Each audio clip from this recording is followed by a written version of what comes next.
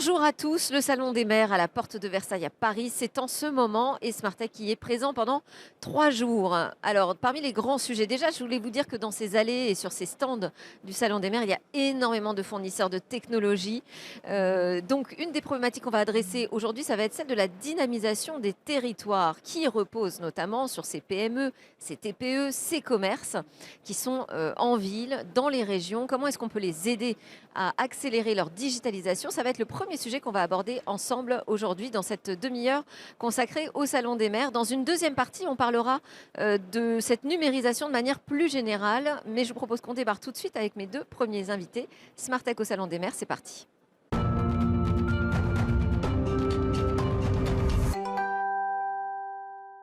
Le Salon des maires, c'est le deuxième jour que Smartech y est présent. On va parler de la question de la dynamique des territoires qui passent par ces commerçants, par ces TPE, par ces PME et de plus en plus par la question du e-commerce. Aujourd'hui, deux invités pour aborder ce sujet. D'abord, Patrick Labarre, merci beaucoup de nous Bonjour. accueillir. Vous êtes le directeur de la marketplace Amazon.fr et Lucas Pinos. Bonjour. Vous êtes à la tête d'une start-up qui s'appelle Novoma, spécialiste des compléments alimentaires de qualité, si je résume, enfin sans Tout à fait. additifs, sans gluten, sans colorant, 100% Exactement, en toute naturel. transparence. Votre siège social est à Toulouse et vous avez fait le choix du e-commerce assez tôt. Vous allez nous expliquer pourquoi, mais d'abord j'avais envie d'avoir une sorte de big picture avec Patrick Labarre pour voir quel était déjà, selon vous, votre diagnostic sur le niveau de digitalisation de ces TPE-PME. Alors je pense que les dernières années ont mis en avant tous les avantages du digital et ont développé l'utilisation chez les clients et donc la prise de conscience chez les TPE et PME de l'importance du digital.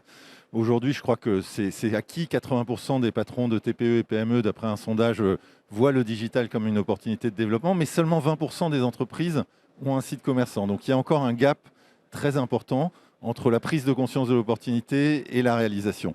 Mais le Parce site commerçant, il n'est pas adapté à toutes les activités. Bien sûr, alors on parle de services ou de produits physiques qui peuvent être exécutés à distance, disons, ou livrés. Et d'ailleurs, dans ce sens-là, le digital est un avantage pour les régions parce qu'il permet à des entreprises partout en France de s'affranchir des contraintes de zones de chalandise ou de logistique liées à leur localisation. Et donc aujourd'hui, on a un certain gap à combler. Et on essaye d'ailleurs chez Amazon d'éduquer les TPE et PME, leur donner les savoir-faire, les compétences, les outils.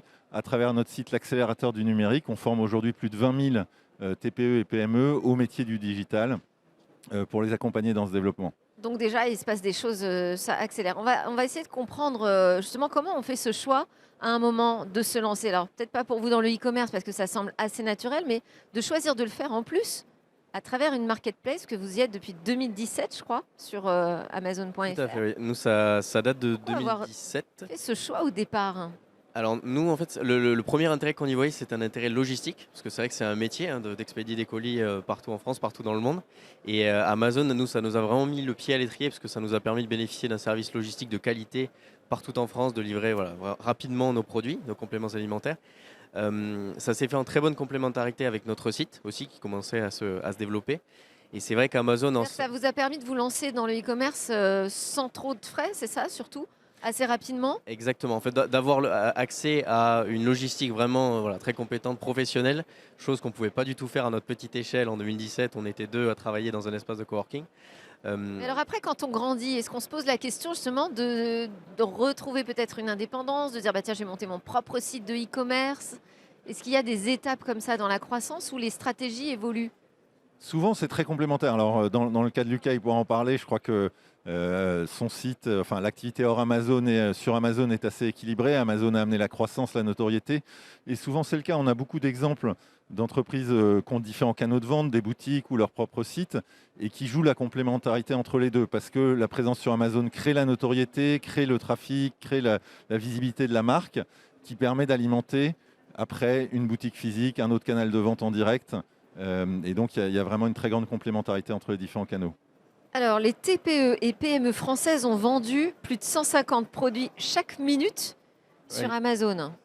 Quand même, c'est déjà impressionnant comme Mais résultat. c'est un bon Il chiffre. faut Donc on encore a publié évangéliser après ça? effectivement notre rapport récemment. C'est 85 millions de produits qui sont vendus sur Amazon tous les ans par les 13 000 TPE et PME françaises qui sont. C'est 50% de croissance, je crois, à peu près.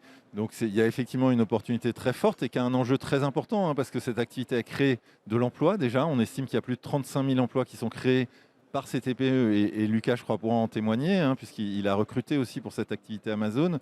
Et puis, c'est de l'export aussi, puisqu'il y a 600 millions d'euros de chiffre d'affaires généré par ces TPE-PME à l'export sur Amazon. Et encore une fois, c'est vrai partout en France, dans la région Occitanie.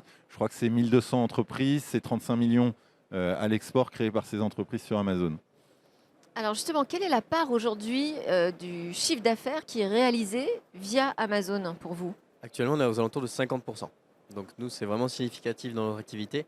Et voilà, comme le soulignait Patrick, ça a été un véritable accélérateur, parce que nous, alors, on est un peu au-dessus même des chiffres de croissance que Patrick évoquait. Parce qu'on a fait 170% en 2021, là on doit être à 50% de croissance encore cette année sur Amazon. Et je trouve qu'il y a vraiment 170% de croissance uniquement sur la marketplace ou de manière générale? Alors sur la marketplace, et il se trouve aussi que notre activité, on doit être sur les mêmes ordres de grandeur. Donc, D'accord. Et alors, on parlait recrutement.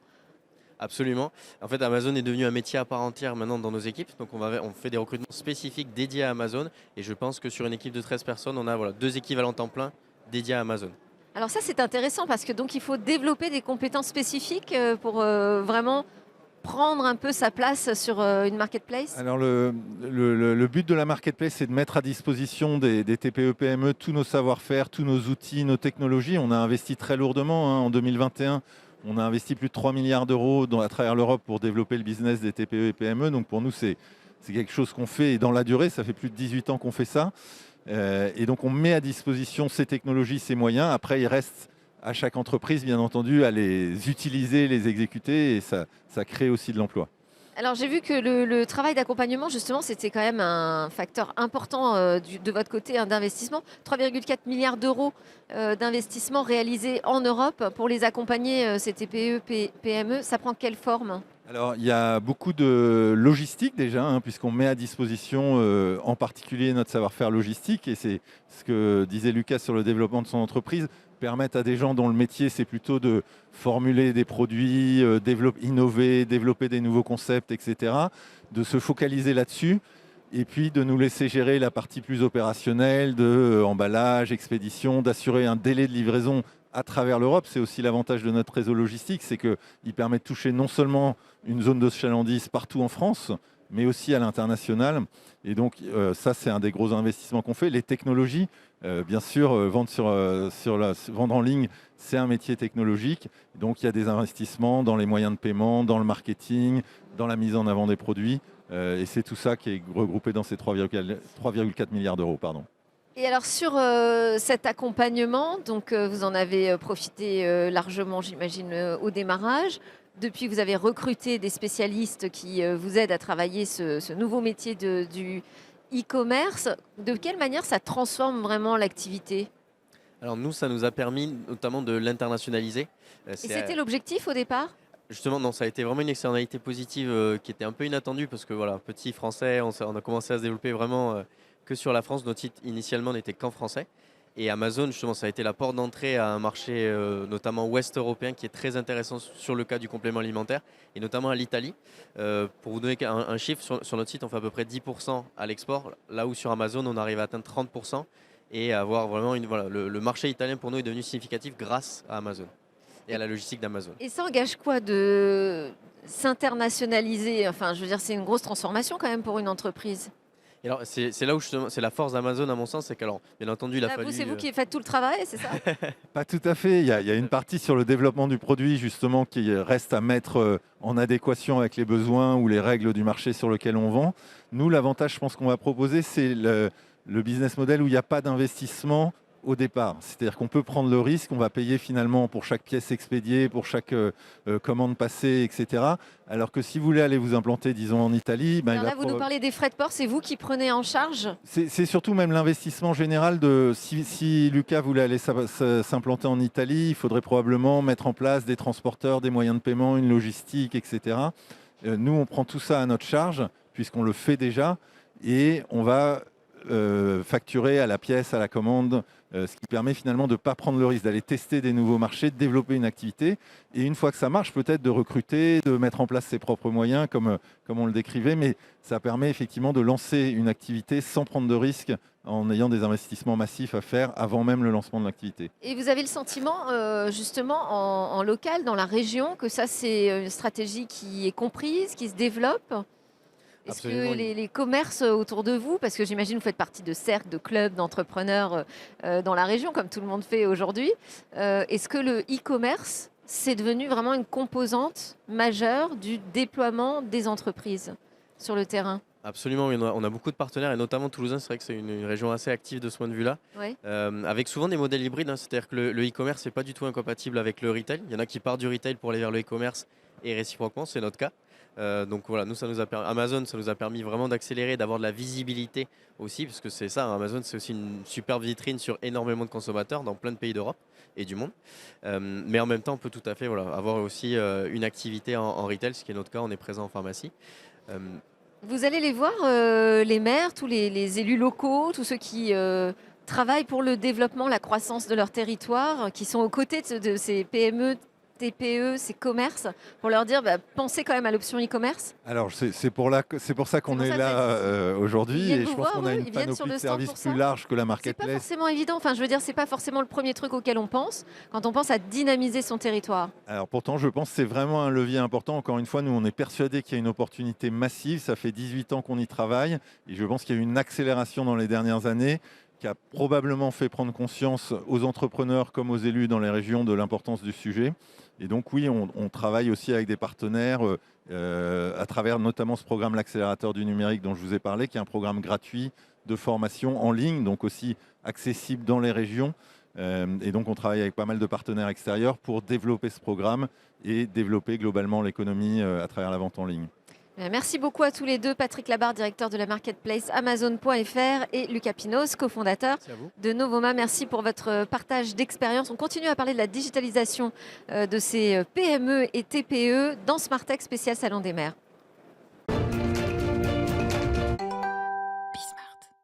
Smartech sur le Salon des maires, on continue la discussion sur ce sujet important du service aux citoyens, des services publics.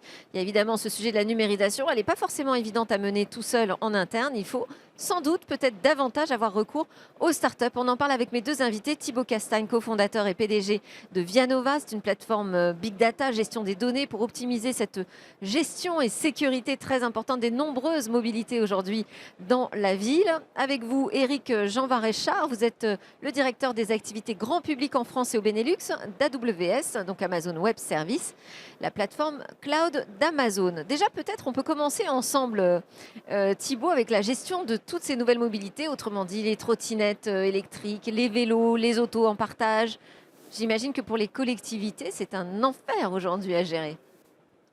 Oui, bonjour à tous. Donc Thibaut Castagne, CEO de Vianova. Donc c'est une startup qui a été créée en 2019, avril 2019, avec un premier projet pilote avec la mairie de Paris, donc pour créer en fait des drop-off zones et gérer donc ces drop-off zones où on pouvait accueillir en fait les trottinettes électriques.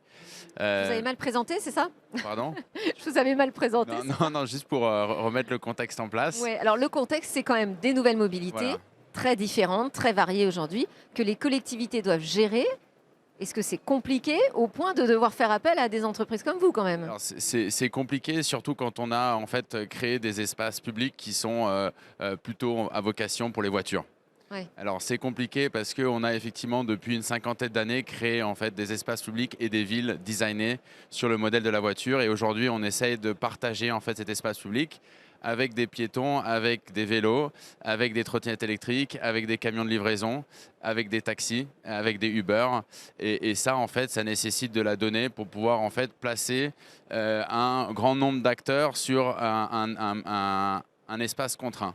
Donc la clé, c'est d'avoir suffisamment, de collecter suffisamment d'informations, de données pour pouvoir l'organiser pratiquement en temps réel finalement. Exactement. Donc je dirais la chance qu'on a ou l'opportunité pour le secteur public et pour les sociétés de technologie, la plupart de ces véhicules aujourd'hui sont connectés, ou en tout cas, s'ils ne sont pas connectés, on utilise des applications de navigation qui vont faire en sorte qu'on va pouvoir avoir cette information sur les voyages et le stationnement.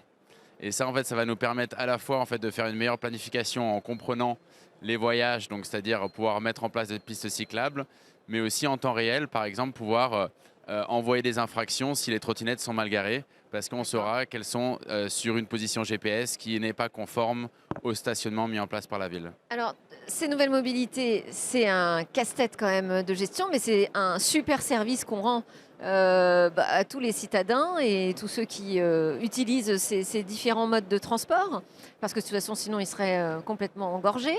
Et là, on voit que la gestion, elle passe par une start-up. Aujourd'hui, sur les services publics, sur la numérisation de ces services publics, vous êtes convaincus que les start-up sont nécessaires? Il faut absolument regarder de ce côté-là? On pense plus que ça, on pense que les startups sont essentielles au développement de la transformation numérique du service public. On a remarqué beaucoup d'initiatives en la matière ces dernières années qui ont été portées par notamment la DINUM. Mais on a aussi remarqué, c'est l'Observatoire de la commande publique qui a remarqué que seulement 231 marchés publics ont été conclus avec des startups en 2021. Alors là, on s'est dit qu'on avait un devoir. On travaille beaucoup avec les startups et on devait mettre en ce mois de l'innovation publique, qui est le mois de novembre, proposer quelque chose. Et ce qu'on propose, c'est un nouveau programme qui s'appelle Startup Ramp. Startup Ramp. Startup Ramp, qui est destiné à favoriser l'émergence et le développement de GovTech, de Civitech, de EdTech, de HealthTech, à destination justement du service public. Parce qu'il n'y a pas assez de startups aujourd'hui sur ces sujets-là ou parce qu'elles ne sont pas suffisamment identifiées? Les deux, mon capitaine. Ah ouais, bah alors le problème est grave, il fallait un programme. Elles sont peut-être pas suffisamment accompagnées. Ouais. Et c'est l'objectif de Startup Ramp, et peut-être que Vianova pourra en témoigner. Enfin, Startup Ramp n'existait pas encore à l'époque. Mais ce qu'on propose là, c'est un mentorat technique, c'est un accompagnement marketing, c'est un accompagnement en termes de communication, c'est la création d'un réseau de partenaires qui va leur permettre également de mieux comprendre les codes du marché public, comment mieux adresser le marché public. Alors ça, j'imagine que alors ça, c'est la complexité de votre côté. C'est comment vous avez réussi justement à adresser ces marchés publics, à aller frapper aux portes des mairies pour leur dire, voilà, nous, on est une petite start-up, on a une solution tech et ça va vous aider. Compliqué? Alors, bon, moi, je peux me rappeler en fait de mon année 2019 où finalement, peut-être tous les 2-3 jours, j'étais dans le train ou dans l'avion pour aller voir toutes les mairies en fait d'Europe. Aujourd'hui, on a 70 villes clientes. Donc ça demande beaucoup d'engagement et ça demande aussi beaucoup de relationnel et beaucoup de création de réseau. Et donc c'est ce qu'on a fait au début. C'est vrai que on va dire le monde de la ville, de la collectivité, c'est un monde qui est particulier pour les startups pour pouvoir percer. On voit que notamment avec Disons les que vous n'avez pas les d'offres, mêmes dimensions, vous n'allez pas au même rythme, c'est ça? c'est ça. Aussi, bien sûr, travailler avec une start-up, il y a un risque de défaut de la start-up. Il y a un risque de réputation par rapport à la donnée. Ouais. Il y a tout ça à prendre en compte. Et il y a La aussi culture du risque qui ne la fait pas culture du forcément risque. partie aujourd'hui Exactement. de ce que s'autorisent d'ailleurs les Ouais. services publics. Et il y a aussi les appels d'offres en fait. Donc toute la partie je vais pouvoir prendre un produit d'une start-up. Donc c'est comment on va pouvoir récupérer ce produit, comment on va pouvoir l'acheter. Donc il y a cette problématique d'appel d'offres qui est un rempart pour les start-up et qui bénéficie en fait plus aux grands groupes qui ne vont pas porter l'innovation au même titre que les start-up. Alors, ce programme que vous ne le lancez pas à n'importe quel moment, parce que là, on est en plein mois de l'innovation publique, qui est un programme piloté par la Direction interministérielle de la transformation publique. L'idée, c'est vraiment de partager des méthodes, des solutions, des expérimentations pour apprendre à travailler ensemble un service public et innovation, un secteur de l'innovation. De quelle manière vous y prenez part? Ce programme, il va être intégré pleinement par la Direction interministérielle? C'est du ressort de la TITP de vouloir le faire. En tout cas, nous, on va en faire la promotion également à travers nos partenaires. L'acte candidature est relativement simple. Il suffit d'être une start-up de moins de 10 ans, d'avoir un revenu annuel de moins de 10 millions de dollars de chiffre d'affaires et surtout de résoudre des problèmes de politique publique. et donc de faire acte de candidature sur notre site web, et ça jusqu'au 28 février 2023. Donc on a jusqu'au 28 février pour se positionner. Est-ce que par exemple ça peut intéresser Vianova ou pour vous ça arrive un petit peu trop tard ce programme? Non, bah, je Et pense votre avis aussi sur cette question puisque vous dites qu'il faut être une start-up de moins de 10 ans. Donc, Bon, là, on est accueilli par AWS, donc je ne peux pas dire grand-chose, mais non, je pense que ça s'est très bien passé. Pour le moment, ça s'est très bien passé. Je pense qu'on a déjà eu, on a déjà eu le support de AWS. De quelle manière alors vous l'avez eu? Je pense que c'est une question. Alors, je pense que la première question, c'est sur tout le débat qu'on a aujourd'hui sur la partie du cloud souverain. Ouais. Aujourd'hui, c'est une vraie question des maires, des collectivités et des villes. Et d'avoir le support de AWS, c'est très intéressant pour nous, notamment pour répondre donc, aux problématiques RGPD, de cloud souverain, de protection de la donnée.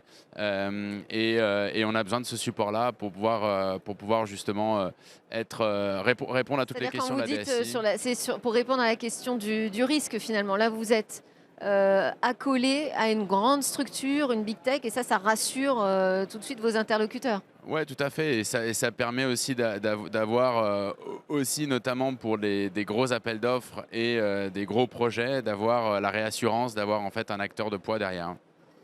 Dans ces startups, on parle donc des startups pour le programme que vous lancez. On parle de startups donc, qui sont impliquées, qui ont envie de faire bouger vraiment ces services aux citoyens, ces services publics. Est-ce que ce sont des startups locales aussi que vous allez pousser? Parce que là, on est sur le Salon des maires. Chacun essaye de faire rayonner sa région. On a parlé de l'importance des startups aujourd'hui dans la dynamique locale. Est-ce que ça va être un événement, enfin un programme qui va permettre de faire émerger des startups aussi en local? Surtout. Ouais. Surtout, notez une chose, c'est que le programme Startup Ramp, il a été au départ lancé en Asie. Et avec succès, il y a eu des startups qui sont nées grâce à cela, qui se sont développées grâce à cela. Et la France est le premier pays en Europe qui en dispose. Donc l'objectif, c'est bien évidemment également de favoriser le développement économique dans les territoires, de favoriser l'émergence de startups, mais surtout de leur donner accès à l'ensemble du monde. On a la chance d'avoir une infrastructure aujourd'hui qui est répartie sur l'ensemble du globe et qui permet à des acteurs tels que Vianova de pouvoir s'appuyer sur nos infrastructures pour pouvoir adresser toutes les villes dans le monde ou presque. Alors justement, pour vous Amazon, l'idée derrière ce programme et cette rampe de lancement que vous offrez aux startups qui vont travailler sur les services publics, c'est de les accompagner pour pouvoir ensuite héberger leurs services, leurs solutions? Oui, c'est-à-dire que nos partenaires technologiques s'appuient sur les infrastructures et sur les services d'AWS pour créer leurs solutions qu'ils distribuent à l'intention des clients finaux, des utilisateurs finaux, que sont notamment les collectivités locales. Et donc ils auront accès à vos services avec un avantage commercial conséquent, j'imagine. Alors l'avantage commercial conséquent, je ne sais pas si vous voulez parler particulièrement de conditions tarifaires ou autres, En fait, mais la raison pour laquelle ils viennent chez nous. Quand on parle de l'accompagnement Oui. dans ce programme, de quel ordre sera-t-il même économiquement pour les startups? Alors il y a toujours un accompagnement également économique pour les aider dans les premières phases de l'utilisation de notre plateforme. Et ça, c'est un point qui est très important pour l'ensemble des startups qui sont toujours dans une phase de démarrage un petit peu en souffrance, bien évidemment. Mais ça va bien au-delà, parce qu'on les accompagne sur la durée. Et ce mentorat technique, savoir mieux gérer... Pendant combien de temps vous allez les accompagner? Pendant combien de temps? C'est à elles de le décider. Elles n'ont pas d'obligation. J'essaie de comprendre les ressorts du programme, hein, ce que vous mettez vraiment en place pour ces startups qui seront sélectionnées, parce que j'imagine qu'il va y en avoir beaucoup qui vont postuler. Qu'est-ce qu'elles vont obtenir comme avantage très concrètement? Alors, le premier point, c'est le mentorat technique. Utiliser le cloud AWS, ce n'est pas quelque chose qui s'improvise. Il faut le comprendre, il faut être formé, il faut être accompagné pour pouvoir en tirer la substantifique moelle. Donc on a un référent, c'est ça? On aura Absolument. un référent? Un accompagnement, un référent qui va s'adosser auprès des responsables techniques de la start-up pour Et ça, pouvoir c'est quoi? C'est utiliser au sur mieux. un an? C'est sur combien de temps? Sur leur durée, c'est à eux encore une fois de le décider. Ok, d'accord, Ils n'ont pas d'obligation en la matière. d'accord. Non, mais je veux dire, s'ils veulent l'utiliser pendant 20 ans, peut-être que ce ne sera pas possible pour vous. Je veux dire, vous ne On fixez a- pas on de a- cadre spécifique on sur la durée. on accompagne des clients depuis très très longtemps, depuis que nous sommes. D'accord. Donc, un mentorat technique, et puis, C'est un accompagnement également marketing, oui, où on va avoir des mises en commun de budget pour pouvoir réaliser des événements ou réaliser des campagnes marketing. Également en termes de communication. C'est l'aide à la création d'un réseau. Parfois, c'est important d'avoir un réseau oui. de partenaires, de revendeurs. Et enfin, un point qui est très important, ce qu'on a remarqué, c'est la compétence et l'expertise autour du secteur public. Comprendre le code des marchés publics. Et comment vous allez vous allez faire quoi? Des sessions de mentoring, c'est-à-dire d'apprentissage de ces codes? Comment vous allez procéder? Nous avons la chance d'avoir des équipes dédiées pour adresser l'ensemble du secteur public en France comme ailleurs.